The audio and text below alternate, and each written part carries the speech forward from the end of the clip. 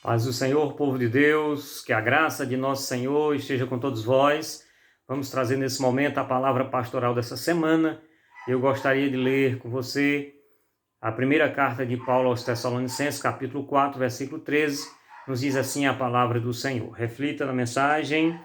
Não quero, porém, irmãos, que sejais ignorantes acerca dos que já dormem, para que não vos entristeçais como os demais que não têm esperança.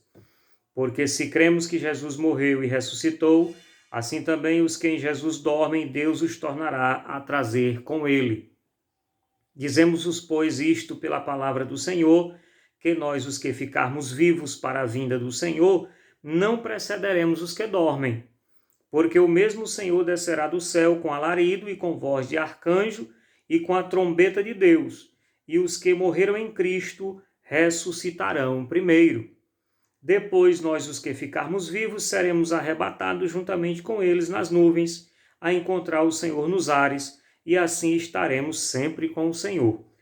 Portanto, consolai-vos uns aos outros com estas palavras. Meus queridos irmãos, uma rápida reflexão acerca do arrebatamento da igreja, à luz da epístola de Paulo aos Tessalonicenses. Paulo fez uma visita a Tessalônica, sofreu uma grande perseguição ali, havia uma sinagoga dos judeus.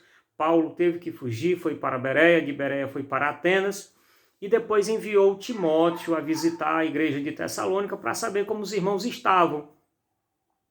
Timóteo retorna a Paulo e diz a ele o seguinte: Paulo, os irmãos estão bem, eles estão alegres, eles estão felizes com a mensagem do evangelho, estão eufóricos com a salvação, porém existe um problema. Eles estão preocupados, estão tristes acerca daqueles que já morreram antes do Senhor voltar. Eles não sabem o que aconteceu com eles.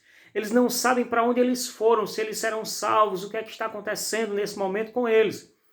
Paulo, então, ele escreve no capítulo 4, versículo 13, exatamente isso. Irmãos, eu não quero que vocês sejam ignorantes, sem conhecimento acerca dos que já dormem. A palavra dormir aqui, Paulo está se referindo aos que já morreram em Cristo, aqueles que morreram antes do arrebatamento da igreja. E aí Paulo, ele passa a ensinar. A igreja de Tessalônica era uma igreja nova, uma igreja sem conhecimento, não tinha experiência. Paulo, ele escreveu em todos os capítulos de Tessalonicenses acerca da vinda do Senhor. Na segunda carta também, nos 3 capítulos, Paulo também fala da vinda do Senhor. Então, Paulo, ele teve uma preocupação muito grande de ensinar esta igreja acerca do arrebatamento, acerca da ressurreição. Vejam que Paulo, ele é enfático: olha, nós que estivermos vivos, de modo algum, nós vamos preceder aqueles que dormem, aqueles que já morreram. Eles vão ressuscitar primeiro. Paulo faz questão de enfatizar aqui a primazia daqueles que já haviam morrido. Eles tinham uma vantagem em relação a nós que estamos vivos. Paulo disse: olha, eles vão ressuscitar primeiro, nós depois seremos transformados, e aí sim, todos juntos subiremos ao encontro do Senhor nos ares. Paulo nos dá aqui, irmãos, uma rápida explicação de como será o arrebatamento da igreja. Então, o arrebatamento da igreja, ele é um mistério para o mundo que não crê, mas para a igreja está claro. Cristo vai voltar para a igreja e neste momento os mortos em Cristo ressuscitarão. Ressuscitarão como? Com um corpo transformado, glorificado, porque nenhuma carne, nenhum sangue, nem corrupção vai herdar o reino de Deus. Nós, os que estivermos vivos, seremos transformados e juntos subiremos ao encontro do Senhor nos ares. Então Paulo fala isso com muita precisão, com muitos detalhes. Havia uma perturbação, uma inquietação por causa da vinda do Senhor em Tessalônica. Faltava o conhecimento. E aí eu pergunto para nós hoje: o que é que nos perturba? O que nos inquieta?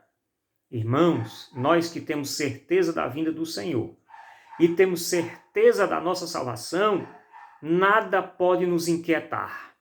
Nada pode trazer para a nossa vida preocupação acerca das coisas futuras.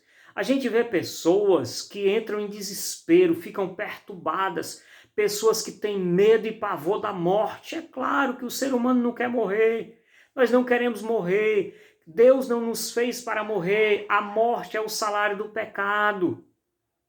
Nós fomos feitos para viver eternamente, mas Cristo nos garantiu esta vida eterna. Cristo garantiu essa vida eterna lá na cruz do Calvário, e assim como a igreja de Tessalônica, que estava perturbada porque faltava o conhecimento acerca do arrebatamento da igreja, muitos crentes hoje estão se perturbando e, pasmem os irmãos, muitos não querem que Jesus volte. Muitos dizem assim: Senhor, aqui é tão bom, deixa primeiro, Senhor, que a minha família se salve, deixa primeiro, Senhor, eu adquirir minha casa, deixa eu primeiro, Senhor, eu realizar meus sonhos aqui na terra, e não querem que Jesus volte.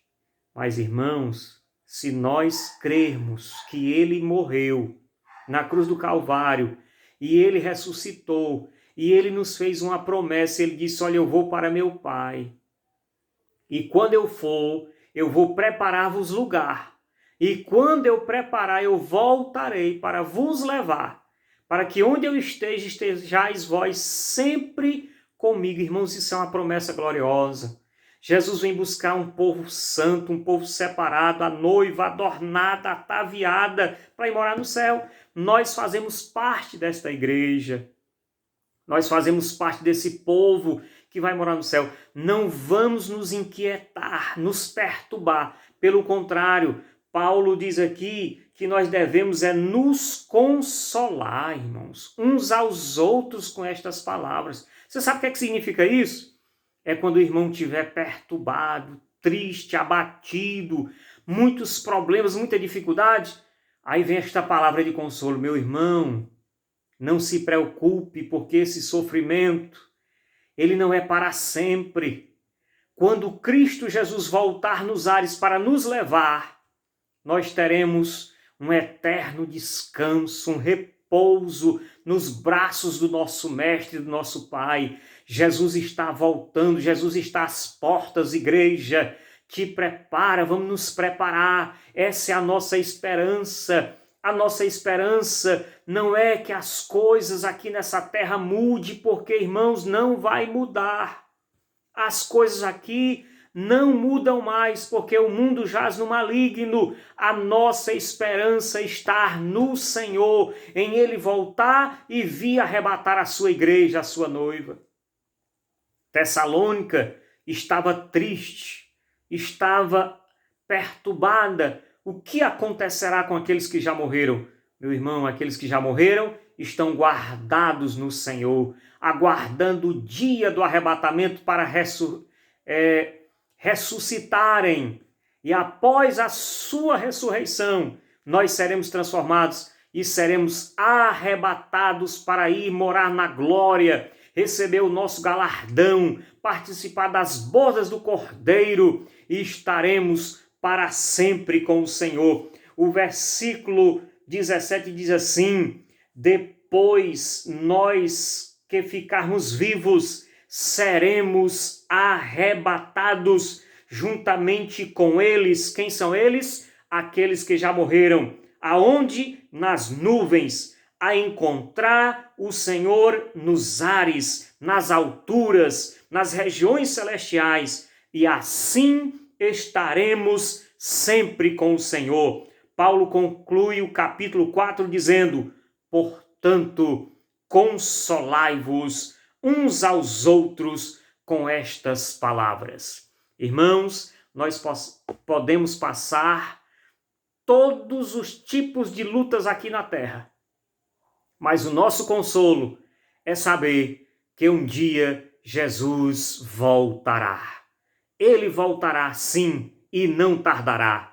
Maranata, ora vem, Senhor Jesus, e que a igreja do Senhor esteja sempre esperando esse dia glorioso. Que Deus os abençoe, que a graça de nosso Senhor e Salvador Jesus Cristo, o amor de Deus nosso Pai e a comunhão do Espírito Santo seja com todo o povo de Deus, hoje e para todos sempre. Amém. A paz do Senhor Que Deus te abençoe.